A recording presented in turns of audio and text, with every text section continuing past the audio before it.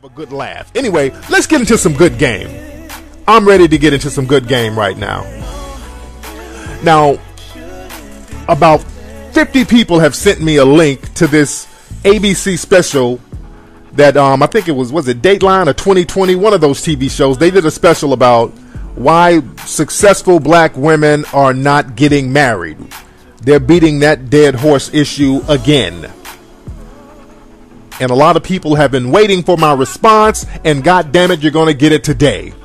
So what I'm going to do, I'm going to play a clip of that show, and I'm going to do a little commentary during the clip. So let me play the clip real quick. Let me turn off my Mac's music real quick, and let me cue this up. And this is the Dateline show with Diane. Is it Diane Sawyer? I'm not even sure. It's some real condescending lady doing this. So here it is. For those who have not seen the ABC special on why successful black women are not getting married, here's some of the highlights. I love marriage in a baby carriage, to paraphrase those famous lyrics. But for millions of black women, many blessed with brains and beauty, finding the right man is proving elusive. But why? Are their standards too high, or are the pickings too slim? What's with that condescending ass voice, all right? This reporter, whoever this lady is, I don't know if it's Diane. They all look alike to me. I don't know who they are. But the tone in her voice is very condescending. That's one thing. But here it is. Davis tried to answer that question. Birthday! Cheers! Make a wish. Nicole Marchand is celebrating another birthday. At 31, she's accomplished a lot. Okay, now, they said that this woman is 31 years old. This woman does not look a day under goddamn 40. That's number one. But I digress. She's a prosecuting attorney and running for state court judge. It'll be a $500 fine. Nicole isn't the kind of woman you'd find standing by on the sidelines of life. But you would find her here, at the Georgia Dome, cheering on the Atlanta Falcons. Okay, so the woman is a prosecuting attorney / cheerleader. What kind of shit is that? Part of a man's man. Nicole is the quintessential man's woman. She appears to have it all, and yet... Okay, let me stop it right there, too. Now, you guys can look at the clip. It's on YouTube. Now, they just showed the woman getting into her little car. She has a little Mercedes-Benz, but they go out of their way to not show where these women live. They never show these women's homes, but I get on that in a minute. She's still single. 42% of black women have never been married. That's double the number of never married white women. I look forward to the day. I look forward to being married. It's just not that easy. For starters, there are more black women than black men. Okay, now they're going to start with the throwing the brothers under the bus statistics in a minute. Hold on. 1.8 million more. So even if every black man in America married a black woman today, 1 out of 12 still wouldn't make it down the aisle. Let's take 100 black men. If you eliminate those without a high school diploma, those without a job, and the number of black men between the ages of 25 and 34 who are incarcerated, that leaves only about half of black men eligible to pop the question. Oh, really? Nicole sees the problem every day. It is sad to see. Now they're showing a bunch of brothers in prison outfits. The defendants that we prosecute are black males. Those numbers can be very disappointing. Admittedly, the now this is Steve Harvey. Is slim. Get it through your head. You're the Friday girl that's just for sex. That's what you are. We broached this serious dilemma with comedian-turned-relationship guru Steve Harvey, author of the book Act Like a Lady, Think Like a Man. There are still a lot of good men out there who are being overlooked. Harvey says black women don't have to settle, but may need to compromise. And a lot of people have criticized Steve Harvey, but I feel where he's coming from. Steve Harvey, his bread and butter is the female audience, but he's saying some real stuff, but he can only say so much because he can't disrupt his main demographic. So I kind of feel him on that. Corporate exec, does he have to be a corporate exec? You make $150,000 a year. He has to make $150,000 or above? That's your requirement? If your requirement sheet is ridiculous, you have to look at it. What we looked at were the large numbers of professional black women who groom themselves for success with BAs, MDs, and JDs.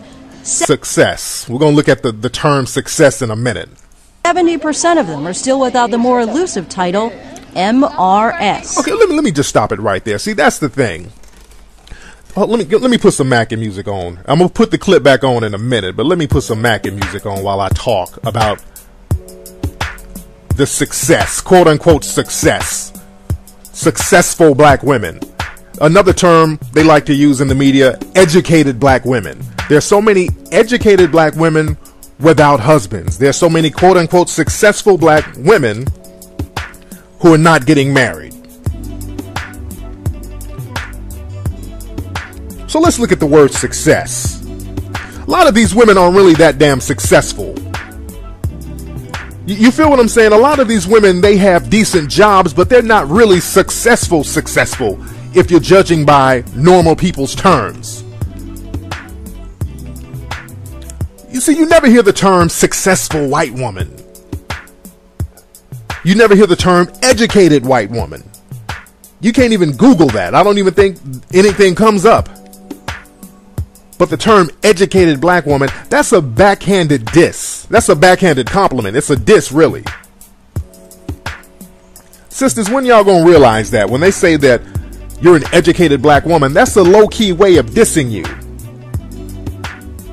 Even the successful black woman moniker, it's a very condescending, low-key jab at you. And again, these women, they never show where they live. They show them having little nice cars and having cool little jobs. But that doesn't really constitute you being successful if we're talking about real terms in this country. Let me play some more clips. Hold on. Let me before I really go in, let me play some more clips. Hold on. I would be lying if I said that I don't have fleeting thoughts of, okay, I'm 32, my clock is ticking. These some old looking broads for 31 and 32. That's another thing, too. These women look like they're like late 30s, early 40s. A couple of them are cute. There's like one or two of them that's kind of cute. The tick-tock of the biological clock is getting louder for several of Nicole's single friends. Meet Chateau Waters. She's a 32-year-old high school counselor pursuing a Wait. A high school counselor? You see what I'm saying? They're talking about how successful this woman is a high school counselor. How much money does that pay? Doctorate degree in psychology. We have this thing called the black girl curse. A lot of our white friends are married by 25, like happily married, kids by 27, and we're like, what is the deal with the BGs? You know, and it's the black girls. Jaqueen Ashford is a chemist for a pharmaceutical company. Okay, I don't know how much that pays. It doesn't sound like she's balling out of control. But let me get on this in a minute. Hold on. Let me get on this. Let me put my Mackin music on. Like I said, man, the whole term successful black woman, educated black woman, they say that because they think the normal black woman is uneducated. They think that the normal black woman is unsuccessful. They think the majority of them are unsuccessful and uneducated. So the term educated black woman, let's just call it what it is. An educated black woman basically means a black woman who's not 100% hood rat. That's all that means. The term educated black woman means a female who's not a total welfare queen. It means a black woman who's not 110% hood rat.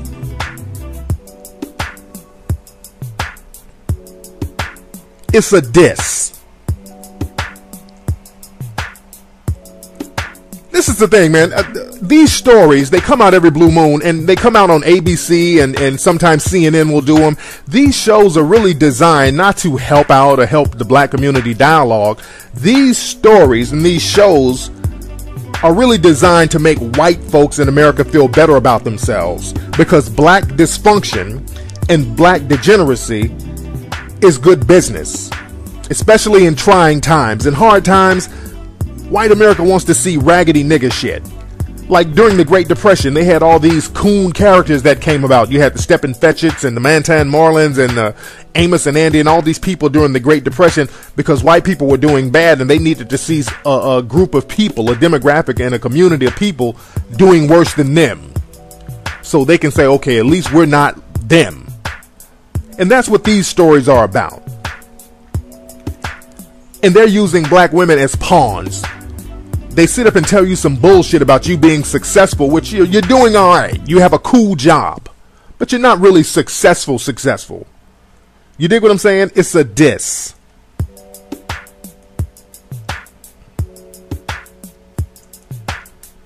It is a goddamn diss.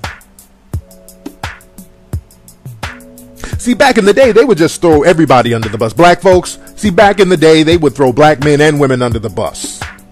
They would portray black men and women fucked up. They would portray black men as coons. They would portray black women as mammies.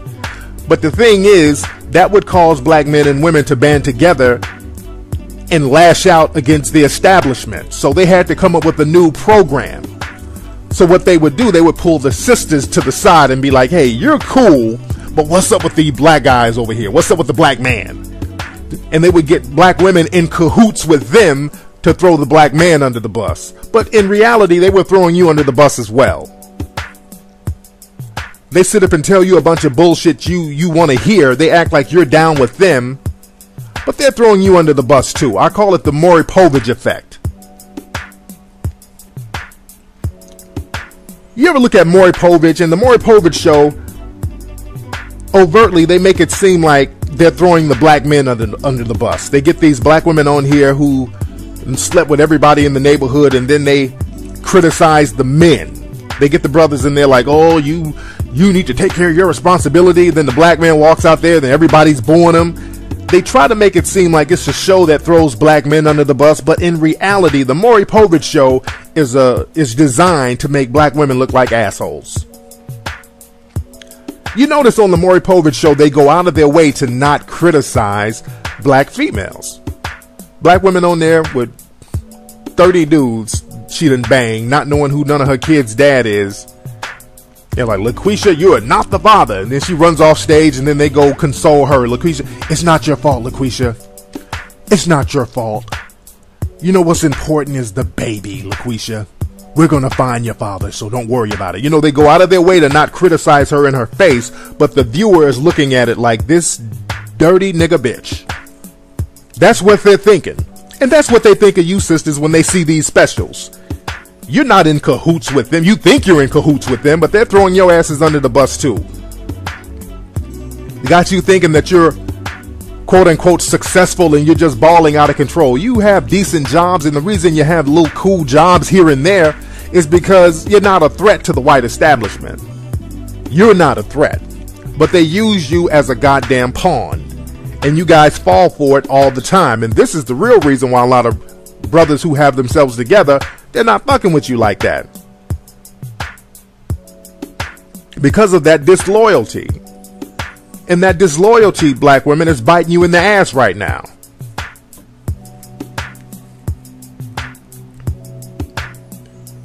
I mean, really, the term educated black woman, it's a diss. Everybody's supposed to be educated.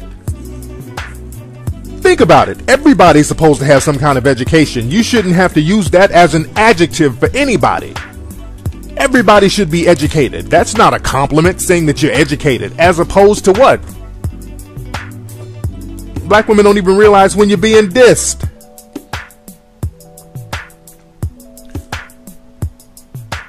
I mean, it's really time for y'all to wake up. It's 2010.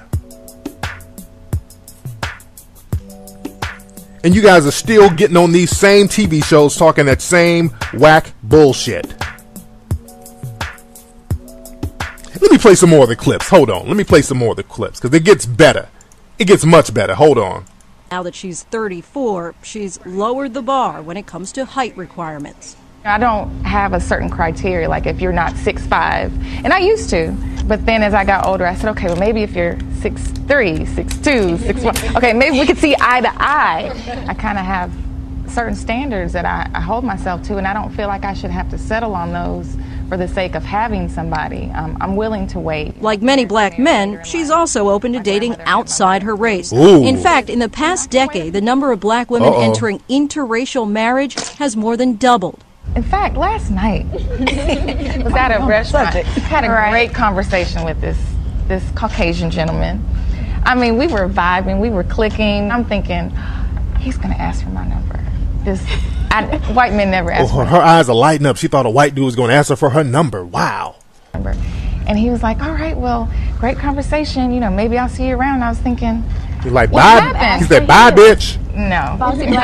We're maybe not as coveted as black men in society. Melinda Watson is a 28-year-old payroll specialist. A payroll specialist. Wow. Do I need to move my car out the way so you can pull in your Brinks truck with all that money you making as a payroll specialist? Hasn't had an exclusive relationship since college. I just feel that there's a lot of taboo associated with dating black women because I don't think they're necessarily going to want to take us home to see mama. Hell no, they ain't going to take you The consensus home. in this group was that their preference is to marry a black man. It's not that they can't find one Bullshit. to date. Okay, that's enough. That's enough of this bullshit. Okay, but you guys get the general consensus. That's enough of the bullshit. All right, I'm done with playing the clips. A payroll specialist, huh?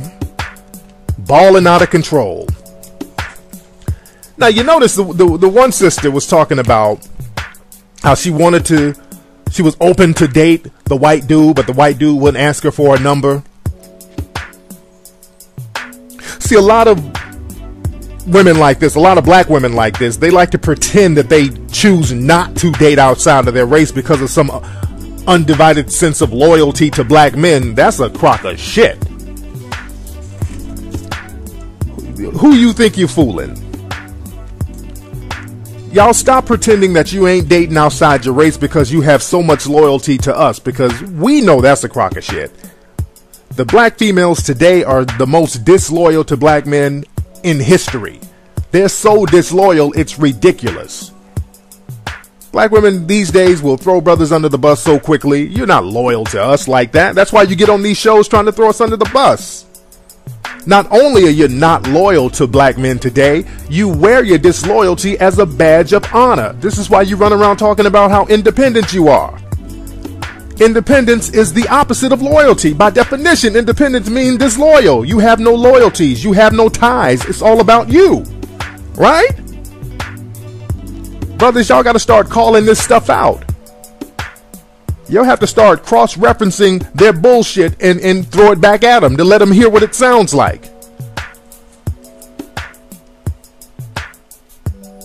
There's no loyalty there. If they could date these white dudes and these other dudes, they would. The white dudes ain't really fucking with you like that, because white dudes, they know what they're saying is bullshit. See, a lot of black women are confused. These white folks sit up and tell you, oh, how you're successful and you're almost like one of us. We welcome you as part of the workforce.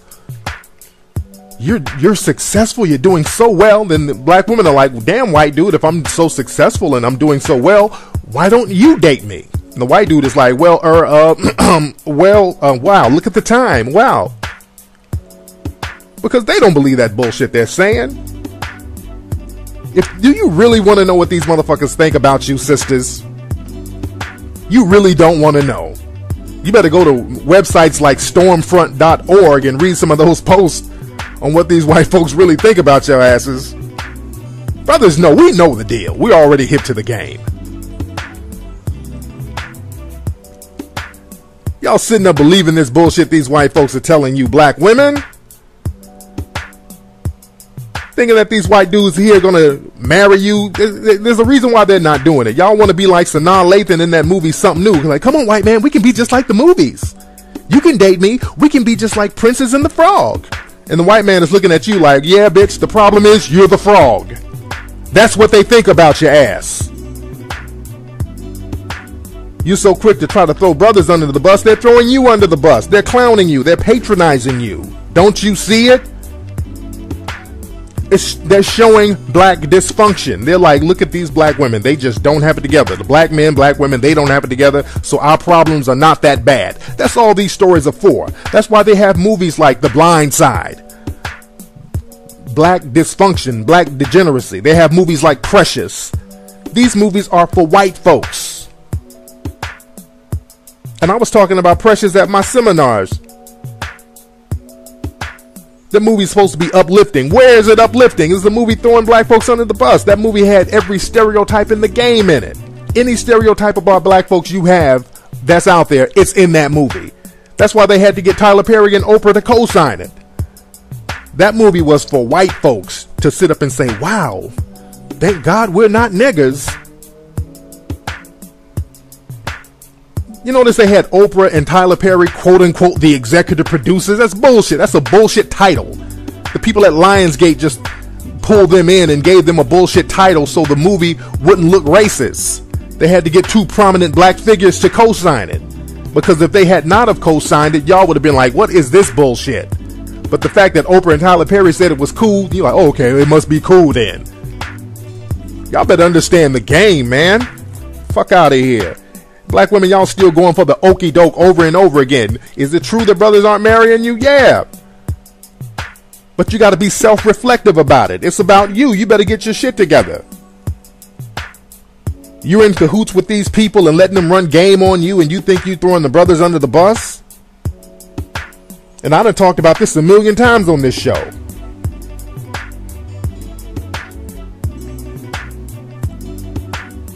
Yeah, the reality, man, a lot of these sisters, man, you got decent jobs. That's the reality. Either sisters out here in this country are on some broke shit or they got a cool little job. Nothing to really throw a damn pep rally about. I travel all over the world. I don't really see too many sisters from the States doing the game on an international level. You ain't holding paper like that. Your money is cool. It's alright. Contrast it to a nigga who won't have nothing. If you're contrasting your money to a hood rat, you doing alright. But if a dude is really balling, your money is alright. You better have an attitude that will back that money up. And the thing is, you don't have that. A lot of you get these little jobs and these little careers that pay you a couple of dollars, get you a couple of benefits, and then you act like you goddamn Ivana Trump.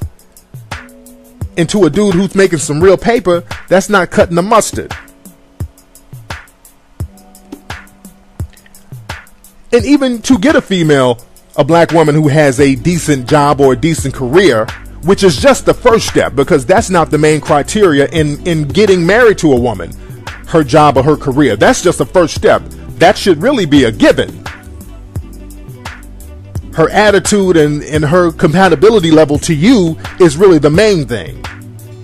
But even to get to the first step, for a black man in this country to find a black woman who has herself together, who has a decent job or a decent career, do you know how many hood rats brothers got to go through to get to that? Dating a black woman who has her shit together today is like playing the game of Grand Theft Auto. You just like running around, getting shot, stabbed, people shooting at you, people trying to run you over with cars. You got to do all this before you can get to your prize. And it's a headache. A lot of brothers just don't want to go through that shit. We don't want to go through a scavenger hunt to try to find a sister with her shit together.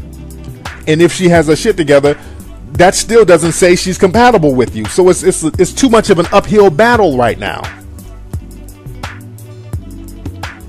But the thing what I don't like, which is funny, a lot of these TV shows try to make it seem like black women are just doing so much better than black men and black men are just living in poverty. They try to make it seem like the black man is the face of poverty, which is bullshit.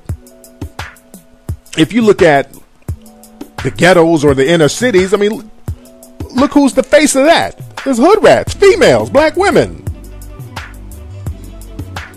You can't rent a housing project apartment to a man. You can't give Section 8 generally to a dude. Generally, black men can't receive food stamps. Generally. A lot of black men don't really receive Section 8. A lot of black men don't receive WIC vouchers, right? It's black women who get that.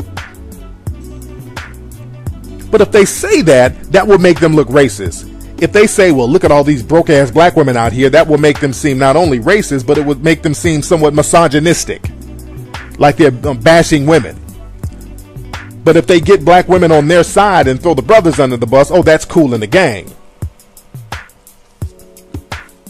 You guys got to see the game for what it is.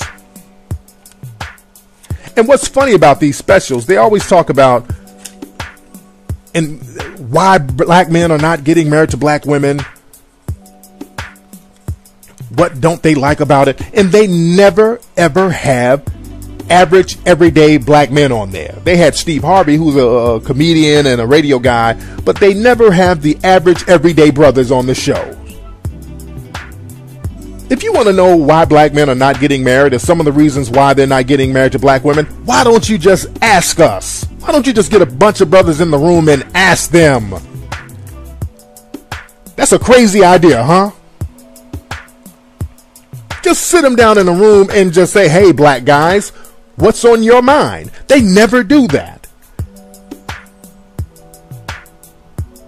Because they make it seem like all the brothers are locked up, all the brothers on crack. And we would have asked them, they're just not available because they're just all strung out and locked up. We just couldn't find any. That's how they make it seem. That's bullshit. Look, man, I do seminars, lectures all over the country. Brothers come out, well-to-do brothers.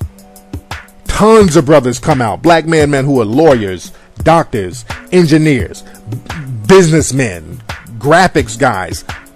They all come to my seminars. So I know these shows are bullshit. Because I see these brothers who have stuff going on, and really my seminars is really the only vehicle that gives these brothers a voice. Because you can come to my seminar and just get off whatever on your mind. You can say whatever is on your mind. That's why people have so much fun at my seminars. Especially black men, because black men, they don't have a voice. Not in the media. Not even in social settings. Because you go to church and you still have to put on a front. So you really don't have a vehicle to really express yourself. So that's why my seminars do so well, because a lot of folks come out and you can say whatever's on your mind without fear of criticism. And these shows know that there are brothers out there who have stuff going on, but they go out of their way to not show them. They go out of their way to not have them on the shows. I want you guys to notice that, man. You got to peep the bullshit for what it is. Then they get these 4 average looking black females on here that's saying they're in their 30s but look like they're really in their 40s, talking the same old cliche bullshit. It's on you. You have to get yourself together.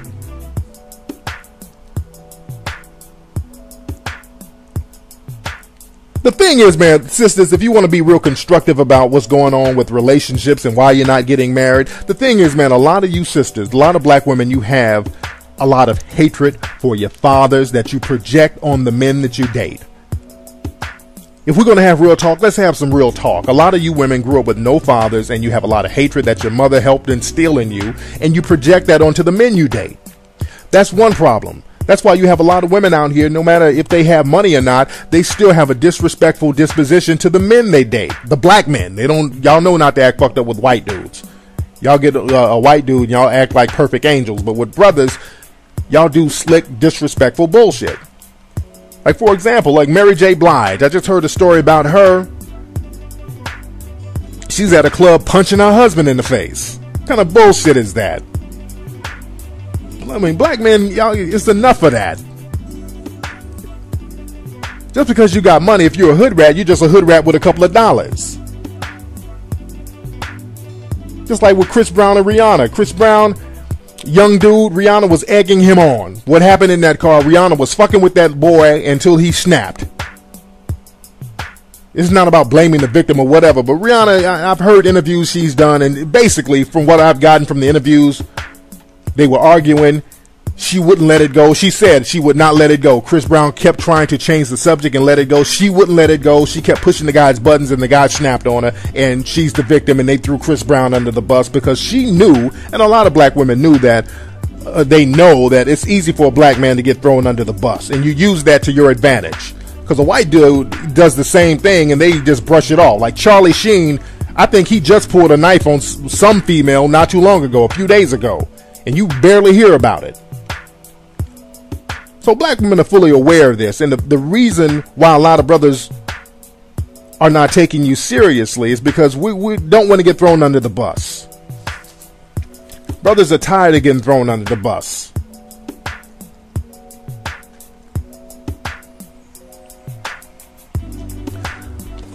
And another thing, sisters, the reason why a lot of women who have decent jobs, I won't use the term successful because that's a relative term. And again, a lot of these women are not really that successful. They just have good jobs with benefits.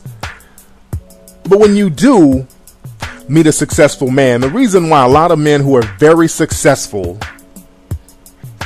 don't really deal with black females is because a lot of men who have something going on, and this is human nature, people will generally not be disrespected by those who have less than them. Let me repeat that again so you guys can feel where I'm coming from. People in general will not be disrespected by those who have less than them. So in a lot of cases, a lot of black women, they had good jobs and they think they're Oprah. Then they meet a brother who's really balling on some real tight paper, who has some real money, and you can't talk to that brother like you would talk to a brother who works at Church's Chicken somewhere, because he's simply not going to take you seriously. A successful brother is not going to take that kind of disrespect that black women are used to giving black men. They're not going to take that. If you got real money and you got the option to tell her to get the fuck out your face, you're going to be like, get the fuck out my face. And that's another thing. A lot of sisters don't know how to respect a man in a relationship. And a man who has it going on is not going to tolerate that. That's a harsh reality, sisters. Now, in closing, man, the thing is, and I've said this before, a lot of sisters, man, we're going to have to put some of these sisters on timeout until around 2014, when the next generation comes in, because the next generation is going to be the opposite of this generation. So I think the next generation of sisters are going to have their minds right.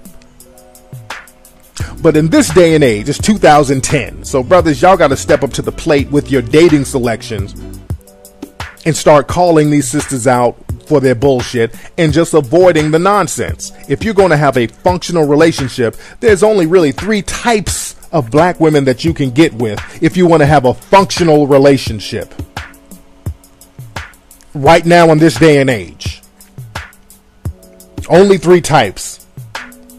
And I'm not talking about the women you meet at the club and you just want to have a one-night stand with, or women you just want to have a couple of booty calls with, or women you just want to have as your jump off. There's really no criteria for that. But fellas, black men, if you really want to have a functional relationship with a black female, there's only 3 types that you're going to have to fuck with right now. Get your pens and paper, because y'all need to write this down. And I've touched on this a little bit before. All right, number 1. First type of female, the black woman that you have to get with if you're going to have somewhat of a functioning relationship, because it still might not be functional, but the odds are better with these 3 females. The first type, number 1, is a black female who grew up with a father. Getting a black female who grew up with a father is like night and day from dating a woman who did not grow up with a father. I've talked about this on several shows. And that's very rare to find a black woman in this day and age who grew up with a father, but they are there. They are out there. That's 1. Number 2, a black female who grew up and was raised by a non-black mother. The thing is, a lot of black females, man, they get a lot of bullshit put in their brains by their black female mothers who didn't have a man around. So they put all that hatred for men in their daughters. A lot of non-black women don't do that. Like a lot of females who had a black father, even if the father isn't around, if the mother is white, Latina, Asian, or anything else, they don't put that hatred in their daughters' minds. There's still a level of respect. They don't pass the hatred down. From what I've seen, now there might be exceptions, but I'm talking in general terms. And number 3, the third type of black woman that black men need to get with in this day and age is a black female who's not from the United States. Get you a sister from Africa, get one from Jamaica, you can get one from South America, you can get one from Belize. There's other black women all over the planet. And the attitude is 1,000 times better. When I was in Thailand, we ran into this beautiful black girl from Kenya. She's around 24, 25, have the best attitude I've ever seen on a black woman. Very pleasant, very friendly, just striking up a general conversation with us. So it's a whole different ball game around the world. And again, there are exceptions to the rule, but I'm just giving you some game that's going to help the odds in your favor. Because these shows where these sisters are throwing brothers under the bus, that shit is corny. And fellas, you got to start calling them out on that. And you got to start seeing it for what it is. And sisters, y'all got to stop going for the bullshit and get your minds right. And y'all can start off with getting my new book, The Elite Way. That's going to get you on the right path. Go to barnesandnoble.com to get my new book, The Elite Way. And you can also read an excerpt of the book at theeliteway.com. Anyway, y'all, that's been today's episode of the highlights.